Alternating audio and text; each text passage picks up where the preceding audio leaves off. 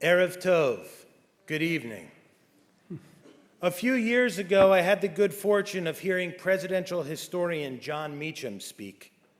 Meacham is the author of countless bestsellers, including Destiny and Power, The American Odyssey of George Herbert Walker Bush. During his talk, Meacham recounted meeting the president in late summer in Kennebunkport. The weather was just right, so the two men sat on the patio, looking out at the beautiful and calm waters around them. I don't know if you're aware, but President Bush and his wife Barbara had a daughter, Robin, who passed away from leukemia when she was 3 years old. As they sat together that day, Meacham asked President Bush a few questions about Robin. And during this interaction, Barbara Bush came out, listened, and then asked Meacham, "Why are you talking about Robin?" She was not asking out of anger or a feeling that the questions were inappropriate. She just wanted to know why, of all the things President Bush had experienced in his life, Meacham was asking about Robin. Meacham began to answer. "Mrs. Bush," he said, "to truly understand a person." And at that moment, President Bush interrupted and finished the sentence. "Barbara," he said, "to truly understand a man, you have to understand what breaks his heart." As we enter 5786, this message echoes as loud and clear as the shofar blast we heard this evening and will hear in the coming days. There will be a moment or two or three in 5786 that will break your heart. And there will be a moment or two or three in 5786 that will make you feel happiness like you never have before. And there will be a moment or two or three that makes you feel every emotion under the sun. 5786, like all years prior, is going to be filled with strong and powerful emotions for all of us. So, as we say in Hebrew, ma la'asot, what are we going to do? How are we going to respond? For me, the answer begins with what happened that day in Kennebunkport. Like John Meacham and President Bush, this year I want to take the time to truly understand you, to know what breaks your heart, what makes you laugh, brings you tears, causes you unbridled joy, gives you cause for concern, and puts a smile on your face. And I want you to know and understand the same about me. Ma la'asot, I want us to share our emotions with each other. For when we do, we will understand each other better, more deeply than ever before. This year, we're going to get up in the morning, pour ourselves a cup of coffee or tea, put a finger on the screen of our phone or iPad, and find ourselves on social media, watching a video of Eviatar David digging his own grave, and be saddened and cry and feel beyond heartbroken. Bring them home, we say in a fit of rage, and we turn off our phone because I can't take this anymore, and turn on the TV to watch a rerun of our favorite sitcom, and find ourselves laughing and smiling. Then we'll get dressed, hop in our car, and head out to do some shopping because we need some things for dinner. And maybe the grandkids are coming over. Isn't it nice they live so close? Really warms the heart. But the traffic, it's frustrating. And our blood pressure rises. And why is the guy in the left lane driving so slow? And of course, you, my friend, can make a turn from the middle lane holding up traffic because your life is more important than everyone else's. Upon arriving at the market, we'll see a friend we haven't seen in a while, and we'll start talking and find out her son, who's 43 and has never been married, is finally going to stand under the chuppah, a miracle greater than the parting of the Red Sea itself. And she learns that your daughter just made partner at the firm she's been working at for the past 10 years. Nachis, you're feeling good. No, you're feeling great.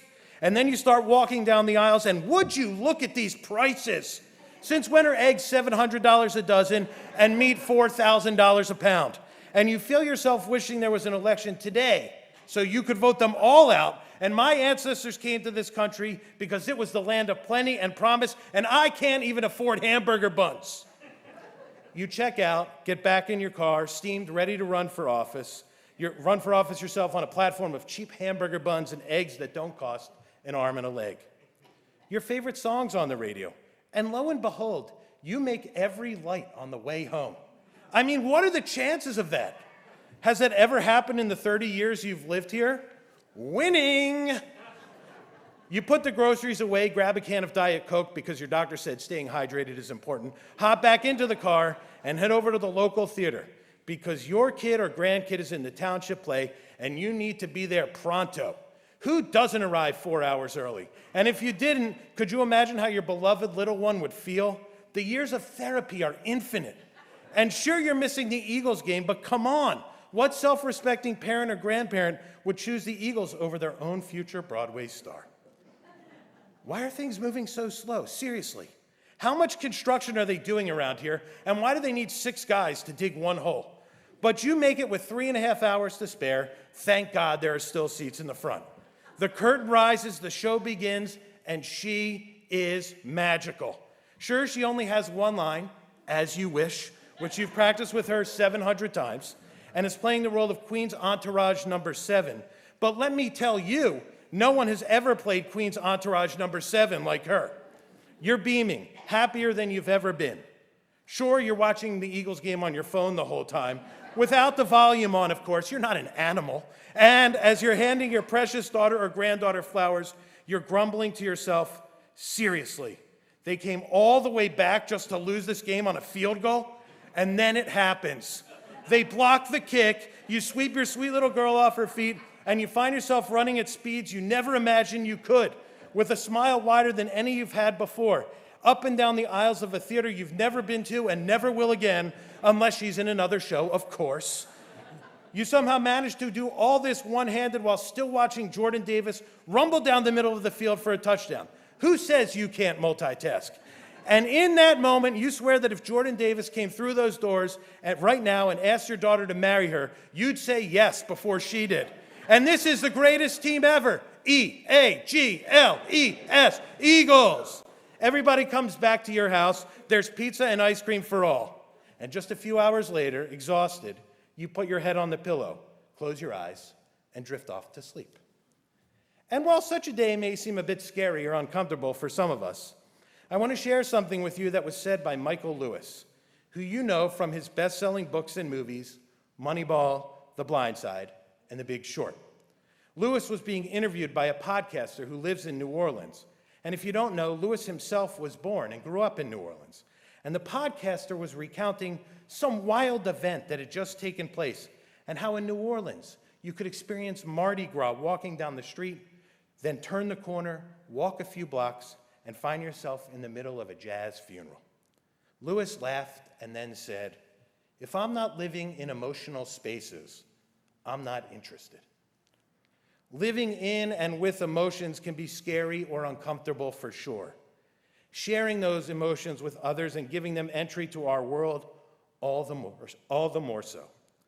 But when we live in emotional spaces, we find ourselves ever more interested and deeply connected to each other. When we understand ourselves and each other in this way, I would posit we are truly living. But even more than that, we are as alive as we can be, and living as authentic a Jewish life as possible. We are entering 5786, and these 10 days between Rosh Hashanah and Yom Kippur are as important as any on our calendar. But for a moment, I want to ask you to look ahead. In just a few weeks, we will celebrate Sukkot, a holiday during which we reflect on the bounty we have and the structures that protected and guarded our ancestors as we traveled through the desert on our 40-year journey. On Sukkot, we learn from Ecclesiastes, one of the 5 Megillot we read throughout the year. In Ecclesiastes, there's a section we all know well. Perhaps you don't know it from Ecclesiastes. Perhaps you know the words better from the birds, turn, turn, turn. There is a season for everything, a time for every purpose under heaven, a time to be born and a time to die, a time for planting and a time for uprooting, for slaying and healing, for tearing down and building up, weeping and laughing, wailing and dancing, throwing stones and gathering stones, a time for embracing and a time for shunning embraces, for seeking and for losing, keeping and discarding, ripping and sewing, a time for silence and a time for speaking, a time for love and a time for hate, a time for war and a time for peace. Let's not wait a few weeks to understand one of the most important lessons of this passage. Yes, there is a time for every purpose and every emotion under heaven. But Ecclesiastes, in its brilliance, also teaches us there is no time to live without emotion. There is no season in which we feel or express or live with nothing. Weeping and laughing, wailing and dancing, loving and hating, they are all there. In Ecclesiastes, there's no time for whatever or meh. Ecclesiastes teaches us that living in and with emotion is part of every minute of every day. It is, in fact, what living a Jewish life is meant to be at its core, even if it means we sometimes feel challenged or uncomfortable. So this season, this year, tell each other that we are scared for the future of our children and grandchildren. How will they ever afford a house? What will it be like when they walk through the quad or in a classroom at college? Who could imagine getting attacked on the streets after a nice dinner or being shot over a few dollars or a few ideas? This is the season to share how we are filled with pride and that our grandson is becoming a bar mitzvah, our daughter the president of her company, that the Jewish people, in spite of rising anti-Semitism, can say in the face of it all, Am Yisrael Chai, the Jewish people live. This is the season to say we are upset and angry. How could this president or that government do what it's doing? How could those movie stars wear pins under the banner of freedom and not know or acknowledge that they honor and glorify the murder of my brothers and sisters? How can we live in a country where we have so much and yet people go hungry every day? When we share emotions with each other, there is something else truly powerful that happens. Maya Angelou once taught, I've learned that people will forget what you said. People will forget what you did. But people will never forget how you made them feel. So please know, I won't take this personally. Most of you here, or those on live stream, will not remember what I said tonight. Next year at this time, most of us won't remember what we did in 5786. But you will remember how I made you feel. And I will remember how you made me feel. And the impact of how we make each other feel will resonate this year, next year, and for the rest of our lives. Jurgen Klopp was the manager of one of the most popular and successful British football teams in the world, Liverpool. I spoke about him on Rosh Hashanah a few years ago, which, as I noted earlier, you probably don't remember. There is a video of Klopp meeting a young Liverpool fan, 12-year-old Dare. Dare was born with Crommelin syndrome, a very rare condition. Those with Crommelin syndrome have no arms from the elbow down and are born without femur bones, meaning they cannot walk. Like most 12-year-olds in England, Dare loves soccer, and his team is Liverpool. They are absolutely everything, he says. I can't put it into words. At the end of their time together, Klopp says that he, like Dare, is very close to crying. And then he says, life without emotions. Imagine that. How boring that would be. Imagine 5786. Imagine a life without emotions. How boring would that be? There is one last note about this story. The reason Klopp knew Dare is that there's a video of Dare at Liverpool Stadium singing a song sung by fans before every game. He is crying, caught up in the emotions of that moment, that place, that time. And while I will not sing that song for you today, I will share the words. When you walk through a storm, hold your head up high and don't be afraid of the dark.